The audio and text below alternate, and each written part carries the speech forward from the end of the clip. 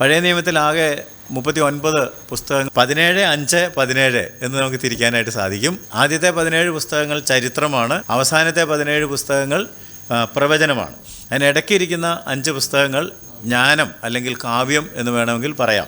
അത് കുറച്ചുകൂടെ ഒന്ന് വിശദീകരിക്കാമോ എന്ന് ചോദിക്കുകയാണെങ്കിൽ ഈ 2 17കളെയും നമുക്ക് 5, 12 എന്ന് തിരിക്കാനായിട്ട് സാധിക്കും. 5 അധികം 12 അധികം 5 അധികം 5 അധികം 12 എന്ന് പറയേണ്ടതായിട്ട് വരും. ടോട്ടൽ 39. ആദ്യത്തെ 5 പഞ്ചഗ്രന്ഥങ്ങൾ എന്നറിയപ്പെടും. പിന്നെയുള്ള 12 പുസ്തകങ്ങൾ ചരിത്രമാണ്. 5 പുസ്തകങ്ങൾ ജ്ഞാനം. അതിനുശേഷം ഉള്ള 5 പുസ്തകങ്ങൾ വലിയ പ്രവാചകന്മാരെന്നറിയപ്പെടും. വലിയ പ്രവാചകന്മാർ എന്ന് പറഞ്ഞാൽ പുസ്തകങ്ങൾ വലുത് എന്നർത്ഥം മാത്രമാണ്. അവസാനത്തെ 12 ചെറിയ പ്രവാചകന്മാർ.